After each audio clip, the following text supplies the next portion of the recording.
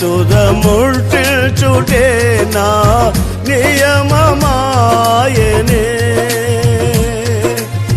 నీ సన్నిధిలో నీ పొందుకోరి నీ స్నేహితుడానైతినే. ఆహ నా ధన్యత ఓహో నా భాగ్యము, ఏమని వివరితును,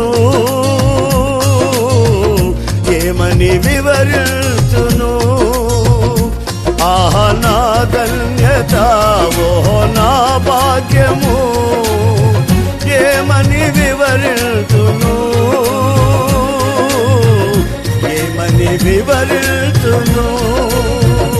నేనెందుకని నీ సొత్తుగా మారితిని యేసయ్యా.